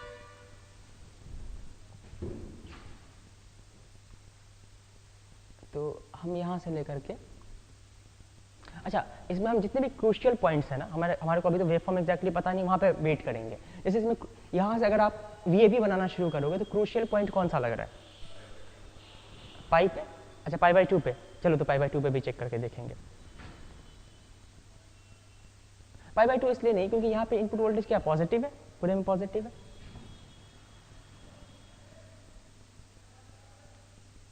ठीक है, तो यहाँ तक हमने V आउटपुट को V इनपुट के बराबर बना दिया। अब ये क्रूशियल पॉइंट है, यहाँ पे इनपुट वोल्टेज क्या हो रहा है, नेगेटिव हो रहा है ना, तो ऐसा लग रहा है कि T1 T2 ऑफ हो जाएगा, क्या ऑफ होने की टेंडेंसी होगी, तो यहाँ पे हम चेक करके देखेंगे। हम अब चेक कर कैसे करेंगे, हम यहाँ पे T1 T2 को या फिर इसी ड्यूरेशन में सब कुछ चेक करके देखते हैं हम। जैसे इस ड्यूरेशन में T1 T2 कंडक्ट कर रहा है, तो जब भी T1 T2 कंडक्ट करेगा T3 T4 के क्रॉस वोल्टेज क्या आ जाता है, VBA, और यहाँ पे VBA क्या है, नेगेटिव है, तो T3 T4 ऑफ रहेगा। और अगर ये ऑफ है, ठीक है, तो ऑन होने के लिए इसको ट्रिगरिंग चाहिए, और हम T1 T2 को अल्फा पर ट्रिगर कर रहे हैं, और ये alpha two alpha plus pi तक, हम अल्फा प्लस पाई नहीं लिख रहे हैं क्योंकि यहाँ पे कंडक्शन तो 2 पाई के लिए होगा। ठीक है, T1 T2 भी कंडक्ट कर सकता है, T3 T4 भी कंडक्ट कर सकता है, और डायोड भी कंडक्ट कर सकता है।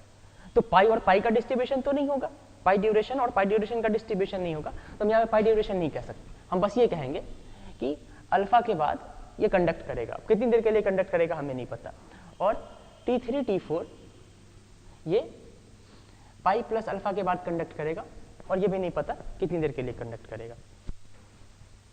हमें अभी इतना करते हैं। अब जब T1 T2 कंडक्ट कर रहा है तो T3 T4 के क्रॉस वोल्टेज नेगेटिव है ना। अब अगर ये ऑफ है एक बार तो ये पाई प्लस अल्फा पे ही ऑन हो सकता है, क्योंकि ट्रिगरिंग इसको पाई प्लस अल्फा पे ही मिल रहा है ना। तो T3 T4 तो इस पूरे ड्यूरेशन में ऑन हो ही नहीं सकता है ना। अच्छा, अब इस ड्यूरेशन में तुम डायोड के क्रॉस वोल्टेज देखो, हो सकता है ना कहीं डायोड के क्रॉस वोल्टेज क्या पॉजिटिव हो जाए तो कहीं ऑन हो जाइए, हम लोग ये गलत बना रहे हो। तो इस ड्यूरेशन में देखो इसके क्रॉस वोल्टेज क्या आएगा, इसके क्रॉस वोल्टेज कभी भी क्या होगा, V0 ही आएगा। डायोड के क्रॉस वोल्टेज हम ऐसे रेफरेंस ले लेते हैं और हम कहेंगे कि अगर ये वोल्टेज पॉजिटिव है तो डायोड ऑफ रहेगा, ये वोल्टेज नेगेटिव है तो डायोड ऑन हो जाएगा, ऐसे कर ले। ठीक है, तो ये वोल्टेज क्या आ रहा है, V0 पॉजिटिव आ रहा है, V0 पॉजिटिव है ना, तो डायोड क्या होगा, ऑफ होगा। ठीक है, अब इस पॉइंट के बाद अगर तुम T1 T2 का कंडक्शन कंटिन्यू करते हो है ना, तो आउटपुट वोल्टेज क्या आएगा, नेगेटिव आएगा। आउटपुट वोल्टेज नेगेटिव आएगा तो डायोड क्या होगा, ऑन हो जाएगा। नीचे पॉजिटिव आएगा तो डायोड ऑन हो जाएगा। अब अगर डायोड ऑन होगा तो आउटपुट वोल्टेज क्या आ जाएगा, 0। तो यहाँ के बाद हम आउटपुट वोल्टेज को क्या कर देंगे, 0 कर देंगे। ठीक है, T3 T4 तो ऑन नहीं हो सकता ना, ठीक है, क्योंकि वो उसको ट्रिगर चाहिए। अब हम यहाँ पे डायोड कंडक्ट कर रहा है, हम एक बार ये भी चेक करके देख लेते हैं कि डायोड तो कंडक्ट कर रहा है लेकिन कहीं T1 T2 के क्रॉस वोल्टेज पॉजिटिव तो नहीं है, क्योंकि इस पॉइंट पे तो T1 T2 ऑन था, इसके बाद भी अगर वोल्टेज इसके क्रॉस पॉजिटिव है तो ये ऑन ही रहेगा। तो हम ये चेक करके देखते हैं कि चलो D तो ऑन हो गया, कहीं T1 T2 भी तो ऑन नहीं है, क्योंकि एक बार अगर थायरिस्टर कंडक्ट कर रहा है तो इसको ऑफ करने के लिए क्या करना पड़ेगा, इसके क्रॉस वोल्टेज नेगेटिव करना पड़ेगा। तो यहाँ पे अगर तुम ऑफ कर रहे हो इसको तो ये वेरीफाई करना जरूरी है ना कि इस पॉइंट के बाद T1 T2 के क्रॉस वोल्टेज नेगेटिव हो रहा है। तो इस पॉइंट के बाद डायोड कंडक्ट कर रहा है ना, तो ये पॉइंट इससे कनेक्ट हो जाएगा है ना। तो T1 का ये पॉइंट किससे कनेक्ट होगा, इस पॉइंट से कनेक्ट हो जाएगा। और ठीक है T1 तो इस पॉइंट 0, अगर तुम इसको रेफरेंस मान रहे हो 0 वोल्ट पे, ग्राउंड पे मान रहे हो, ठीक है। और इसका पोटेंशियल किससे कनेक्टेड है, ये point way T1 equal to क्या होगा, VA माइनस 0। और या फिर हम 0 कहें तो डायोड अगर कंडक्ट कर रहा है तो ये पॉइंट किससे कनेक्ट हो गया, B से कनेक्ट हो गया ना। अगर डायोड कंडक्ट कर रहा है तो इसके थ्रू यहां पे आ गया, लेकिन B कनेक्टेड नहीं है।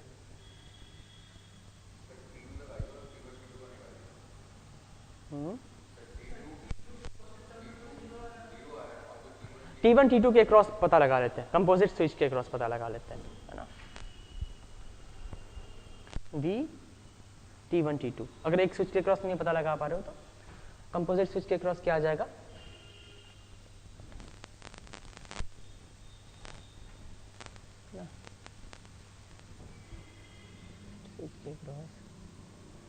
ये पॉइंट A से कनेक्टेड है और ये पॉइंट B से कनेक्टेड है, तो ये VAB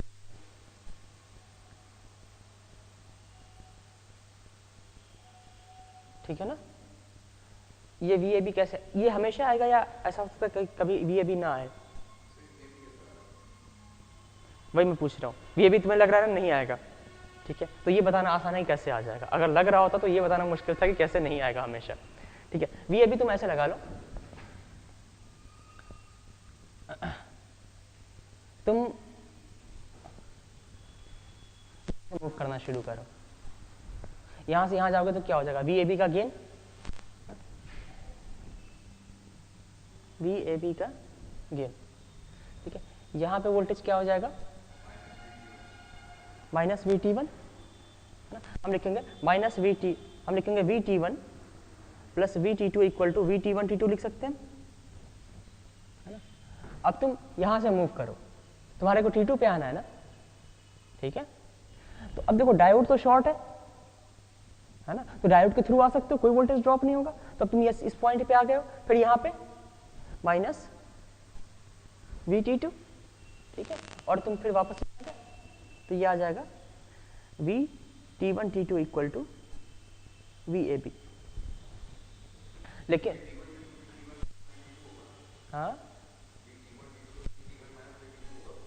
VT1 T2 का ये मतलब नहीं है कि मैं इस पूरे स्विच के क्रॉस पूरा वोल्टेज ले रहा हूँ, ठीक है। VT1 T2 इसका ये मतलब नहीं कि T1 T2 के क्रॉस वोल्टेज डिफरेंस देख रहा हूँ। ये वोल्टेज है कंपोजिट वोल्टेज, वोल्टेज अक्रॉस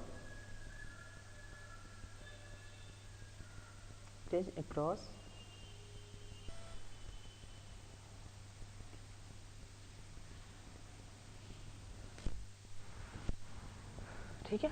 तो T1 T2 के क्रॉस वोल्टेज नेगेटिव आ गया, यहाँ पे ये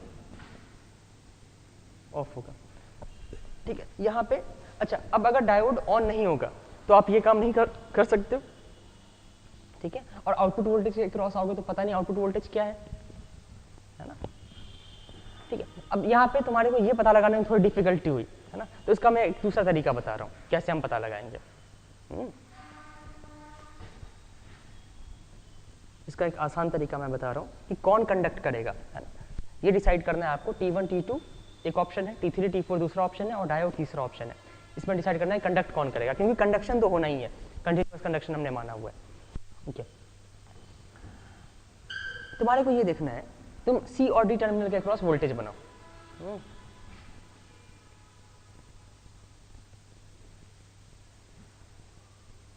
C और D के क्रॉस वोल्टेज बनाओ, और यहाँ पे करंट क्या होगा, I0 होगा। इस करंट को फ्लो होना है ना, ठीक है, करंट को इस डायरेक्शन में ही फ्लो होना है ना।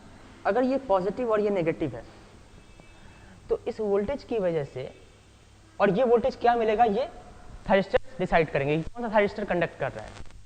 T2 कंडक्ट कर रहा है तो VAB, T3 T4 कंडक्ट कर रहा है तो VBA, और डायोड वो कंडक्ट कर रहा है तो 0। अगर पोलैरिटी, एक्चुअल पोलैरिटी ये है तो इस I0 को इस वोल्टेज की वजह से सपोर्ट मिलेगा या अपोजिशन होगा, सपोर्ट मिलेगा, है ना। अगर ये पोलैरिटी है तो I0 को क्या मिलेगा, अपोजिशन। मैं इस तरह से कन्वेंशन, ये बस समझाने के लिए मैं बता रहा हूँ, इस तरह से हम कह सकते हैं। और अगर 0 है ये वोल्टेज, जैसा कि डायोड के केस में होगा, जब डायोड कंडक्ट करेगा तो इस I0 को हम क्या कहेंगे, ना सपोर्ट मिलेगा ना अपोजिशन मिलेगा, ठीक है। इस पूरे में से, इस तीन ऑप्शन में से वही ऑप्शन कंडक्ट करेगा जिस ऑप्शन में करंट को मैक्सिमम सपोर्ट मिले। ऐसा भी हो सकता है ना, दो ऑप्शन में सपोर्ट मिल रहा हो, ठीक है, तो आप देखेंगे किस ऑप्शन में मैक्सिमम सपोर्ट मिल रहा है, या फिर किस ऑप्शन में मैक्सिमम वोल्टेज का सपोर्ट मिल रहा है। वोल्टेज वैल्यू अगर जिसमें ज़्यादा पॉजिटिव आएगा उसमें मैक्सिमम सपोर्ट मिलेगा, जो मैक्सिमम सपोर्ट करेगा करंट को, ठीक है, वही कंडक्शन, उसी ऑप्शन से कंडक्शन होगा। जो ज़्यादा सपोर्ट कर रहा है वहाँ से कंडक्शन नहीं, जो ज़्यादा सपोर्ट कर रहा है वहाँ से कंडक्शन करा के देखो, जो कम सपोर्ट कर रहा है उसके क्रॉस ऑटोमेटिकली वोल्टेज नेगेटिव हो जाएगा। अरे बात समझ में,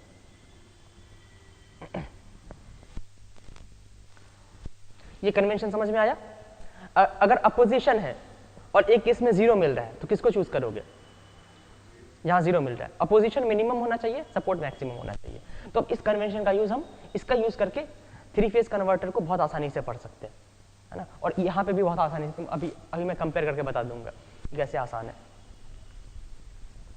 तुम ये देखो कि यहाँ पे T3 T4 के कंडक्ट करने का तो कोई सवाल नहीं उठता है ना, T3 T4 को यहाँ पर किया जाएगा। तो अभी आपको कंपैरिजन किस में करना है, डायोड में और T1 T2 में। इस पॉइंट के बाद अगर T1 T2 कंडक्ट कर रहा है तो आउटपुट वोल्टेज क्या आएगा, नेगेटिव आएगा, है ना। अगर आउटपुट वोल्टेज नेगेटिव आएगा तो यहाँ पे अगर नेगेटिव आ रहा है, ये हमारा पॉजिटिव रेफरेंस है ना, अगर ये नेगेटिव आ रहा है और करंट को तो ऐसे फ्लो होना है, तो इसका क्या होगा, अपोजिशन फील होगा। कभी भी अगर आउटपुट वोल्टेज का अपोजिशन फील हो रहा है और डायोड अगर कंडक्ट कर रहा है तो क्या होगा, नो अपोजिशन नो सपोर्ट, तो डायोड कंडक्ट कर जाएगा, ठीक है। और डायोड कंडक्ट करते तुम देखो ऑटोमेटिकली इसके क्रॉस क्या हो रहा है, वोल्टेज नेगेटिव हो रहा है। तो यहाँ पे हम डायोड वाला ऑप्शन ले लेंगे, ठीक है। अच्छा, अगर मैं यहाँ पे कहूँ इस पॉइंट पे तुम्हारे पास 3 ऑप्शन है।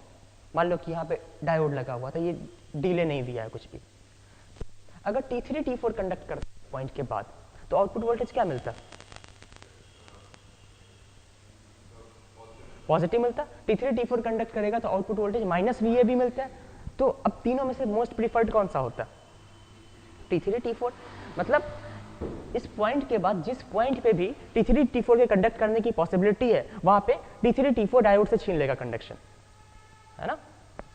तो यहाँ पे कंडक्शन T3 T4 का हो रहा है, तो यहाँ से डायोड, आ रही बात समझ में।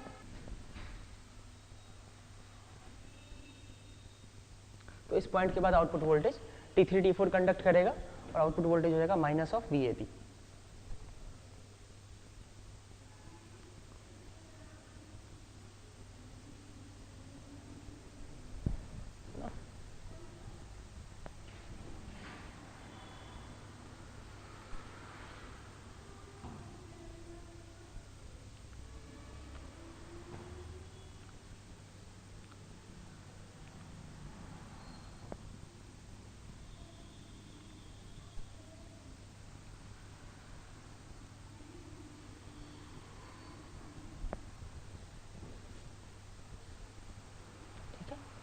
इस पॉइंट के बाद फिर यहाँ पे तुम कंपेयर करो, फ्रीव्हीलिंग डायोड अगर T3 T4 कंडक्ट करेगा तो आउटपुट वोल्टेज क्या मिलेगा, -VAB।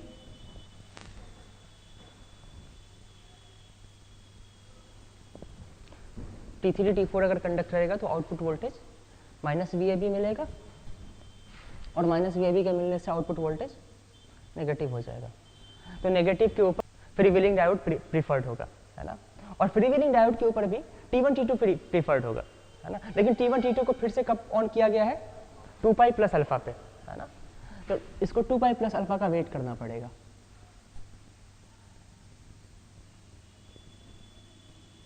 To pi plus alpha तक, ये पॉइंट 2π + अल्फा है, यहाँ तक फिर से फ्रीव्हीलिंग डायोड कंडक्ट करेगा। और ठीक है, अब यहाँ से यहाँ तक टाइम पीरियड पूरा हो गया, तो आप रिपीट कर सकते हैं। तो अगर मैं पूछूं 0 से लेकर के अल्फा तक स्टेडी स्टेट में 0 वोल्टेज मिलेगा, ठीक है। तो यहाँ पे तुम एवरेज आउटपुट वोल्टेज का फॉर्मूला पता लगा सकते हो, ये तुम कैलकुलेट कर लेना, मैं सीधे सीधे एक्सप्रेशन लिख रहा हूँ। ये आ जाएगा Vm/π 1 + cos अल्फा। यहाँ पे भी ये पाई से पीरियोडिक है।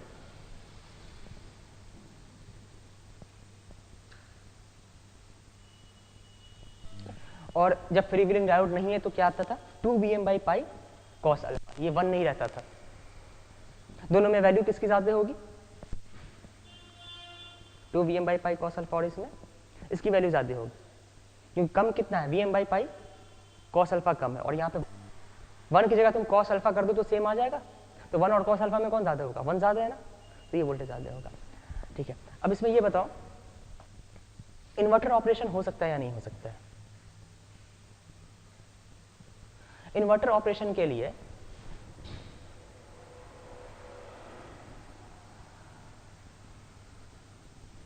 ये C है और ये D टर्मिनल है, ये पॉजिटिव है, और करंट का डायरेक्शन यही पॉसिबल, और दूसरा करने का कोई डायरेक्शन नहीं। इन्वर्टर ऑपरेशन के लिए तुम क्या चाहोगे कि पावर का फ्लो इस तरह से हो, तो ये क्या करे, पावर एब्जॉर्ब करे, है ना। तो इसकी पोलैरिटी को तुमको क्या करना पड़ेगा, रिवर्स करना पड़ेगा ना, क्योंकि करंट तो इसमें हमेशा इसी डायरेक्शन में फ्लो होगा ना।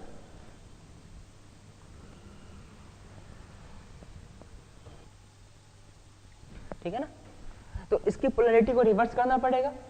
तुम कोई सा भी फायरिंग एंगल ले लो, यहाँ पे नेगेटिव नहीं आ सकता ये, ठीक है। तो यहाँ पे इन्वर्टर ऑपरेशन नहीं पॉसिबल है।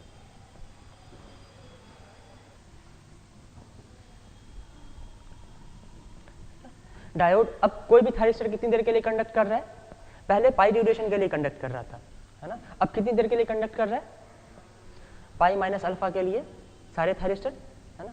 T1 T2 पाई minus alpha duration, T3 T4 भी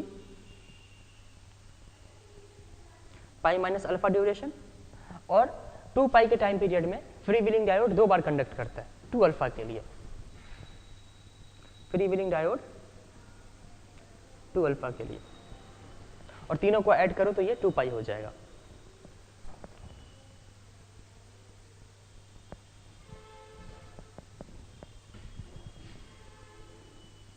थायरिस्टर करंट की एवरेज वैल्यू जो हो जाएगी ये आई नॉट आउटपुट करंट कांस्टेंट है into pi minus alpha divided by 2 पाई,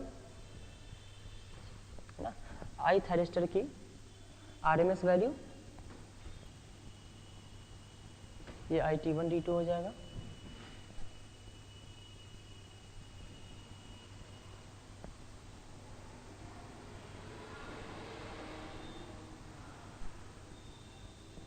ये आई T3 T4,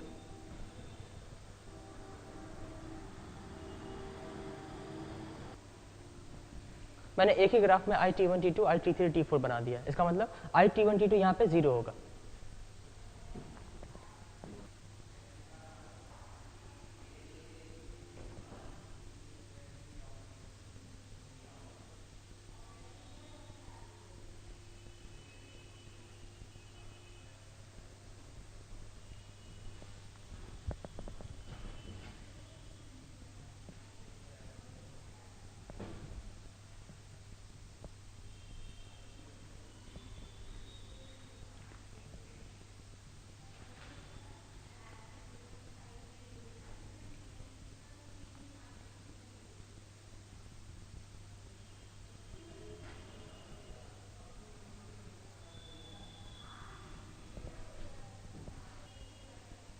एक और इंपॉर्टेंट चीज, जब भी T1 T2 या T3 T4 कंडक्ट करेगा सोर्स से करंट फ्लो करेगा, लेकिन जब भी फ्री व्हीलिंग डायोड कंडक्ट करेगा सोर्स करंट 0 हो जाएगा, है ना। क्योंकि अगर सोर्स से करंट फ्लो हो रहा है, अगर इस डायरेक्शन में फ्लो हो रहा है तो T1 को कैरी करना पड़ेगा। अगर करंट इस डायरेक्शन में फ्लो हो रहा है तो T3 T4 को कैरी करना पड़ेगा। अगर सोर्स करंट है तो थायरिस्टर को कैरी करना ही पड़ेगा, और अगर थायरिस्टर नहीं कैरी कर रहा है, अगर सिर्फ फ्री व्हीलिंग डायोड कैरी कर रहा है तो सोर्स करंट 0 हो जाएगा। तो तुम सोर्स करंट का ग्राफ बना सकते हो। जब भी T1 T2 कंडक्ट करता है सोर्स करंट पॉजिटिव, और जब भी T3 T4 कैरी करता है सोर्स करंट नेगेटिव, और जब भी फ्री व्हीलिंग डायोड कंडक्ट करेगा सोर्स करंट 0।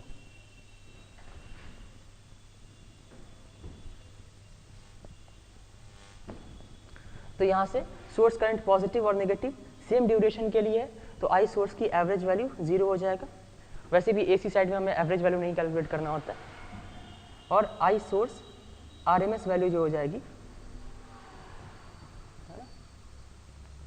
कांस्टेंट है और सेम ड्यूरेशन के लिए पॉजिटिव नेगेटिव है, तो इसको भी पूरा पॉजिटिव ही मान लो, स्क्वायर करना होता है। तो आई नॉट और कितने फ्रैक्शन के लिए, जितने फ्रैक्शन के लिए उतना रूट हो जाएगा। तो यहाँ पे फ्रैक्शन है 2 पाई माइनस 2 अल्फा, है ना, डिवाइडेड बाई 2 पाई। तो ये आ जाएगा I naught into pi minus alpha divided by pi. I source RMS,